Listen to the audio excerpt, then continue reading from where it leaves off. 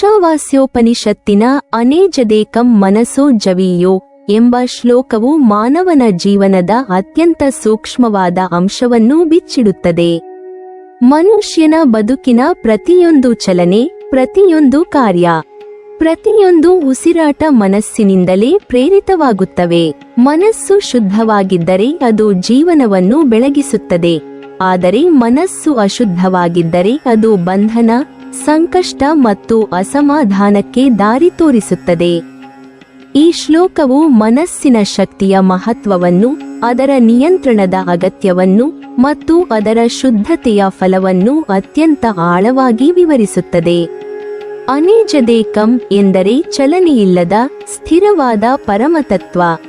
ಆದರೆ ಮನಸೋ ಜವೀಯೋ ಎಂದರೆ ಮನಸ್ಸಿಗಿಂತ ವೇಗವಾದದ್ದು. ಮನಸ್ಸು ಎಷ್ಟು ವೇಗವಾಗಿ ಚಲಿಸುತ್ತದೆಯೋ ಅದಕ್ಕಿಂತಲೂ ವೇಗವಾಗಿ ಪರಮತತ್ವವು ಎಲ್ಲೆಡೆ ವ್ಯಾಪಿಸಿದೆ.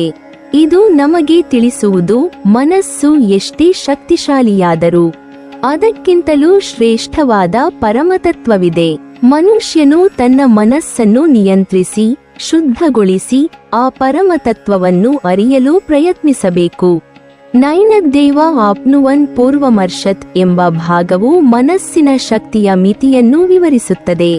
ದೇವತೆಗಳು ಸಹ ಈ ಪರಮತತ್ವವನ್ನು ಸಂಪೂರ್ಣವಾಗಿ ಅರಿಯಲು ಸಾಧ್ಯವಿಲ್ಲ. ಅರ್ಥಾತ್ ಬಾಹ್ಯ ಶಕ್ತಿ, ಬಾಹ್ಯ ಸಾಧನೆ, ಬಾಹ್ಯ ಬುದ್ಧಿ ಪರಮತತ್ವವನ್ನು ಅರಿಯಲು ಸಾಕಾಗುವುದಿಲ್ಲ. ಮನಸ್ಸು ಶುದ್ಧವಾಗಿರಬೇಕು, ಧರ್ಮಪರವಾಗಿರಬೇಕು, ನೈತಿಕತೆಯಿಂದ ಮಾರ್ಗದರ್ಶಿತವಾಗಿರಬೇಕು. ಇಲ್ಲದಿದ್ದರೆ ನಮ್ಮ ಪ್ರಯತ್ನಗಳು ವ್ಯರ್ಥವಾಗುತ್ತವೆ, ನಮ್ಮ ಆತ್ಮವು ಹಾಳಾಗುತ್ತದೆ, ನಮ್ಮ ಬದುಕು ಸಂಕಷ್ಟಕ್ಕೆ ಒಳಗಾಗುತ್ತದೆ. ತದ್ಭಾವತೋ ಜ್ಞಾನತ್ಯೇತಿ ತಿಷ್ಠತ್ ಎಂಬ ಭಾಗವು ಮನಸ್ಸಿನ ಸ್ಥಿರತೆಯ ಮಹತ್ವವನ್ನು ವಿವರಿಸುತ್ತದೆ. ಮನಸ್ಸು ಯಾವ ದೃಷ್ಟಿಕೋನವನ್ನು ಸ್ವೀಕರಿಸುತ್ತದೆಯೋ ಅದರ ಪ್ರೇರಣೆಯಿಂದ ಪ್ರತಿಯೊಂದು ಕ್ರಿಯೆ ನಡೆಯುತ್ತದೆ. ಮನಸ್ಸು ಶುದ್ಧವಾಗಿದ್ದರೆ ಅದು ಸದಾ ಉತ್ತಮ, ಧರ್ಮಪರ, ಶ್ರೇಷ್ಠ ಕಾರ್ಯಗಳಿಗೆ ಪ್ರೇರಿತವಾಗುತ್ತದೆ. ಮನಸ್ಸು ಅಶುದ್ಧವಾಗಿದ್ದರೆ ಅದು ಅಹಂಕಾರ, ಕ್ರೋಧ, ಲೋಭ, ಮೋಹಗಳಿಂದ ಪ್ರೇರಿತವಾಗಿ ಜೀವನವನ್ನು ಹಾಳುಮಾಡುತ್ತದೆ. ಹೀಗಾಗಿ ಮನಸ್ಸಿನ ಸ್ಥಿರತೆ, ನಿಯಂತ್ರಣ ಮತ್ತು ಶುದ್ಧತೆ ಜೀವನದ ದಿಕ್ಕನ್ನು ನಿರ್ಧರಿಸುವ ಪ್ರಮುಖ ಅಂಶವಾಗಿದೆ. ತಸ್ಮಿನ್ನಪೋ ಮಾತರಿಶ್ವ ದಧಾತಿ ಎಂಬ ಕೊನೆಯ ಭಾಗವು ಶುದ್ಧ ಮನಸ್ಸಿನ ಫಲವನ್ನು ವಿವರಿಸುತ್ತದೆ. ಇಲ್ಲಿ ಅಪೋ ಎಂದರೆ ಜಲ, ಆದರೆ ವಿಸ್ತಾರವಾಗಿ ಅದು ಶಕ್ತಿ, ಸಂಪತ್ತು, ಧರ್ಮ, ಪುಣ್ಯ, ಶ್ರೇಷ್ಠತೆ ಸೂಚಿಸುತ್ತದೆ. ಶುದ್ಧ ಮನಸ್ಸು ಹೊಂದಿರುವ ವ್ಯಕ್ತಿಯ ಜೀವನದಲ್ಲಿ ಶ್ರೇಷ್ಠತೆ, ಸಮಾಧಾನ, ಪವಿತ್ರತೆ ಮತ್ತು ಮುಕ್ತಿಯ ಹಾದಿ ಸ್ಥಾಪಿತವಾಗುತ್ತದೆ. ಮನಸ್ಸಿನ ಶುದ್ಧತೆ ಮತ್ತು ನಿಯಂತ್ರಣವೇ ವ್ಯಕ್ತಿಯ ಕರ್ಮವನ್ನು ಶ್ರೇಷ್ಠತೆಯಿಂದ ನಡೆಸಲು ಸಾಧ್ಯವಾಗಿಸುತ್ತದೆ. ಈ ಶ್ಲೋಕದ ಒಳ ಅರ್ಥವೆಂದರೆ ಜೀವನವು ಕೇವಲ ದೇಹದ ಚಲನೆ, ಭೌತಿಕ ಶಕ್ತಿ ಅಥವಾ ಸ್ವಾರ್ಥದ ಸಾಧನೆಗೆ ಸೀಮಿತವಲ್ಲ. ಜೀವನದಲ್ಲಿ ಶ್ರೇಷ್ಠತೆ, ಸಮಾಧಾನ, ಮುಕ್ತಿಯ ಹಾದಿ ಮನಸ್ಸಿನ ಶಕ್ತಿ, ನಿಯಂತ್ರಣ ಮತ್ತು ಶುದ್ಧತೆಯ ಮೇಲೆ ಅವಲಂಬಿತವಾಗಿವೆ. ಮನುಷ್ಯನು ಯಾವ ಕಾರ್ಯದಲ್ಲಿಯೇ ತೊಡಗಿಸಿಕೊಂಡರೂ ಮನಸ್ಸು ಶುದ್ಧವಾಗಿದ್ದರೆ ಆತ್ಮ ಬೆಳಗುತ್ತದೆ, ಮನಸ್ಸು ಶಾಂತವಾಗುತ್ತದೆ, ಜೀವನವು ಪವಿತ್ರತೆಯಿಂದ, ಸಮಾಧಾನದಿಂದ, ಸಾರ್ಥಕತೆಯಿಂದ ತುಂಬುತ್ತದೆ. ಆದರೆ ಮನಸ್ಸು ಅಶುದ್ಧವಾಗಿದ್ದರೆ ಜೀವನವು ಸಂಕಷ್ಟ, ಅಸಮಾಧಾನ, ಅಸಮೃದ್ಧಿ ಮತ್ತು ಬಂಧನದಿಂದ ತುಂಬುತ್ತದೆ. ಅದ್ವೈತದ ದೃಷ್ಟಿಯಲ್ಲಿ ಈ ಶ್ಲೋಕವು ಮನಸ್ಸಿನ ಶುದ್ಧತೆಯ ಮೂಲಕ ಪರಮತತ್ವವನ್ನು ಅರಿಯಲು ಸಾಧ್ಯವೆಂದು ಹೇಳುತ್ತದೆ.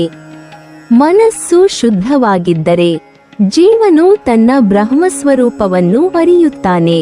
ದ್ವೈತದ ದೃಷ್ಟಿಯಲ್ಲಿ ಮನಸ್ಸು ಶುದ್ಧವಾಗಿದ್ದರೆ ಜೀವನು ದೇವರ ಅನುಗ್ರಹವನ್ನು ಪಡೆಯುತ್ತಾನೆ, ದೇವರ ಸೇವೆಯಲ್ಲಿ ನಿರತರಾಗುತ್ತಾನೆ.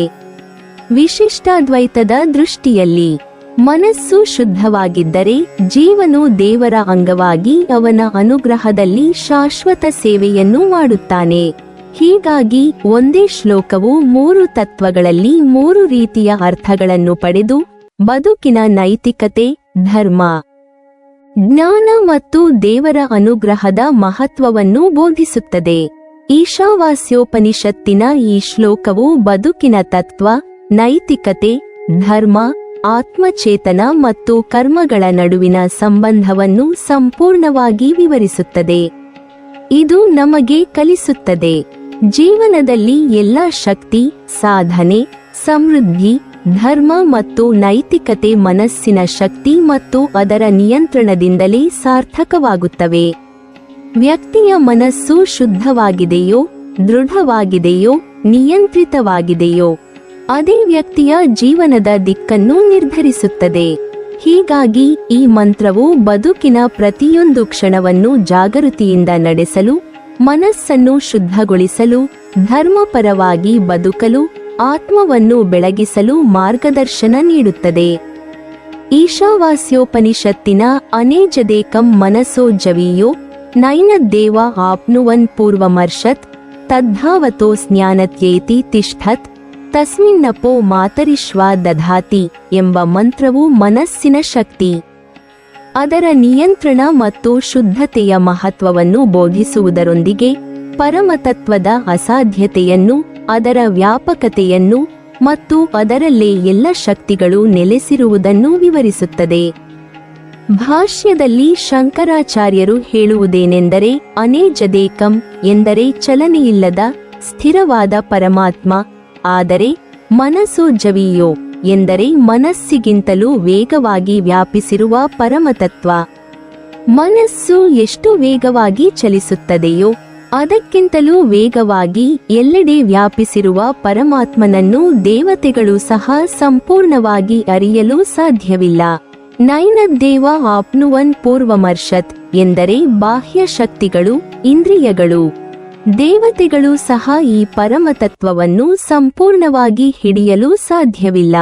ತದ್ಭಾವತೋ ಸ್ನ್ಯಾನತ್ಯೇತಿ ತಿಷ್ಠತ್ ಎಂದರೆ ಮನಸ್ಸು ಯಾವ ದೃಷ್ಟಿಕೋನವನ್ನು ಸ್ವೀಕರಿಸುತ್ತದೆಯೋ ಅದರ ಪ್ರೇರಣೆಯಿಂದ ಪ್ರತಿಯೊಂದು ಕ್ರಿಯೆ ನಡೆಯುತ್ತದೆ.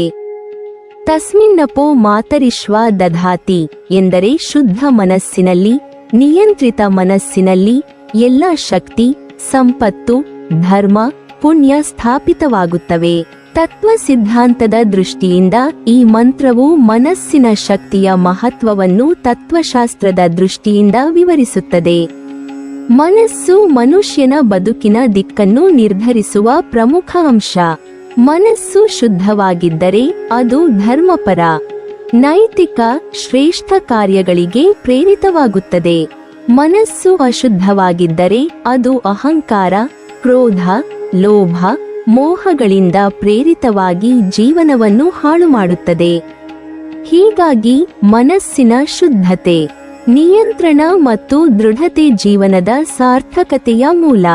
ಪರಮತತ್ವವು ಮನಸ್ಸಿಗಿಂತಲೂ ವೇಗವಾಗಿ ವ್ಯಾಪಿಸಿರುವುದರಿಂದ ಮನಸ್ಸನ್ನು ಶುದ್ಧಗೊಳಿಸಿ, ನಿಯಂತ್ರಿಸಿ, ಧರ್ಮಪರವಾಗಿ ನಡೆಸಿದಾಗ ಮಾತ್ರ ಪರಮತತ್ವವನ್ನು ಅರಿಯಲು ಸಾಧ್ಯ. ಅದ್ವೈತದ ದೃಷ್ಟಿಯಲ್ಲಿ ಈ ಮಂತ್ರವು ಮನಸ್ಸಿನ ಶುದ್ಧತೆಯ ಮೂಲಕ ಪರಮತತ್ವವನ್ನು ಅರಿಯಲು ಸಾಧ್ಯವೆಂದು ಹೇಳುತ್ತದೆ. ಮನಸ್ಸು ಶುದ್ಧವಾಗಿದ್ದರೆ ಜೀವನು ತನ್ನ ಬ್ರಹ್ಮಸ್ವರೂಪವನ್ನು ಅರಿಯುತ್ತಾನೆ. ಪರಮತತ್ವವು ಮನಸ್ಸಿಗಿಂತಲೂ ವೇಗವಾಗಿ ವ್ಯಾಪಿಸಿರುವುದರಿಂದ ಜ್ಞಾನೋದಯವೇ ಮೋಕ್ಷಕ್ಕೆ ದಾರಿ. ಆತ್ಮಹಾನಿ ಎಂದರೆ ಆತ್ಮಜ್ಞಾನವನ್ನು ನಿರ್ಲಕ್ಷ್ಯ ಮಾಡುವುದು. ಹೀಗಾಗಿ ಮನಸ್ಸನ್ನು ಶುದ್ಧಗೊಳಿಸಿ ಜ್ಞಾನವನ್ನು ಪಡೆಯುವುದು ಮುಖ್ಯ. ದ್ವೈತದ ದೃಷ್ಟಿಯಲ್ಲಿ ಈ ಮಂತ್ರವು ದೇವರ ಸೇವೆಯ ಮಹತ್ವವನ್ನು ಬೋಧಿಸುತ್ತದೆ. ಮನಸ್ಸು ಶುದ್ಧವಾಗಿದ್ದರೆ ಜೀವನು ದೇವರ ಅನುಗ್ರಹವನ್ನು ಪಡೆಯುತ್ತಾನೆ, ದೇವರ ಸೇವೆಯಲ್ಲಿ ನಿರತರಾಗುತ್ತಾನೆ. ದೇವರ ಅನುಗ್ರಹವೇ ಮೋಕ್ಷಕ್ಕೆ ದಾರಿ. ದೇವರ ಸೇವೆಯಿಲ್ಲದೆ ಬದುಕಿದರೆ ಅಸುರ್ಯ ಲೋಕವೇ ಫಲ. ಮನಸ್ಸಿನ ಶುದ್ಧತೆ ದೇವರ ಅನುಗ್ರಹವನ್ನು ಪಡೆಯಲು ಮಾರ್ಗ. ವಿಶಿಷ್ಟಾದ್ವೈತದ ದೃಷ್ಟಿಯಲ್ಲಿ ಈ ಮಂತ್ರವು ಜೀವ ಬ್ರಹ್ಮ ಸಂಬಂಧವನ್ನು ವಿವರಿಸುತ್ತದೆ. ಜೀವನು ಪರಮಾತ್ಮನ ಅಂಗ, ಅವನಿಗೆ ಅವಲಂಬಿತ. ಮನಸ್ಸು ಶುದ್ಧವಾಗಿದ್ದರೆ ಜೀವನು ದೇವರ ಅಂಗವಾಗಿ ಅವನ ಅನುಗ್ರಹದಲ್ಲಿ ಶಾಶ್ವತ ಸೇವೆಯನ್ನು ಮಾಡುತ್ತಾನೆ. ತಸ್ಮಿನ್ನಪೋ ಮಾತರಿಶ್ವಾ ದಧಾತಿ ಎಂದರೆ ದೇವರ ಅನುಗ್ರಹದಿಂದಲೇ ಜೀವನು ಶಕ್ತಿ, ಸಂಪತ್ತು, ಧರ್ಮ, ಪುಣ್ಯ ಪಡೆಯುತ್ತಾನೆ. ಹೀಗಾಗಿ ಮನಸ್ಸಿನ ಶುದ್ಧತೆ ದೇವರ ಅನುಗ್ರಹವನ್ನು ಪಡೆಯಲು ಅವನ ಸೇವೆಯಲ್ಲಿ ನಿರತರಾಗಲು ಮಾರ್ಗ. ಒಳಗರ್ಥದಲ್ಲಿ ಈ ಮಂತ್ರವು ಕಲಿಸುವುದು ಜೀವನವು ಕೇವಲ ದೇಹದ ಚಲನೆ, ಭೌತಿಕ ಶಕ್ತಿ ಅಥವಾ ಸ್ವಾರ್ಥದ ಸಾಧನೆಗೆ ಸೀಮಿತವಲ್ಲ. ಜೀವನದಲ್ಲಿ ಶ್ರೇಷ್ಠತೆ, ಸಮಾಧಾನ, ಮುಕ್ತಿಯ ಹಾದಿ ಮನಸ್ಸಿನ ಶಕ್ತಿ, ನಿಯಂತ್ರಣ ಮತ್ತು ಶುದ್ಧತೆಯ ಮೇಲೆ ಅವಲಂಬಿತವಾಗಿವೆ. ಮನುಷ್ಯನು ಯಾವ ಕಾರ್ಯದಲ್ಲಿಯೇ ತೊಡಗಿಸಿಕೊಂಡರೂ ಮನಸ್ಸು ಶುದ್ಧವಾಗಿದ್ದರೆ ಆತ್ಮ ಬೆಳಗುತ್ತದೆ, ಮನಸ್ಸು ಶಾಂತವಾಗುತ್ತದೆ. ಜೀವನವು ಪವಿತ್ರತೆಯಿಂದ, ಸಮಾಧಾನದಿಂದ, ಸಾರ್ಥಕತೆಯಿಂದ ತುಂಬುತ್ತದೆ.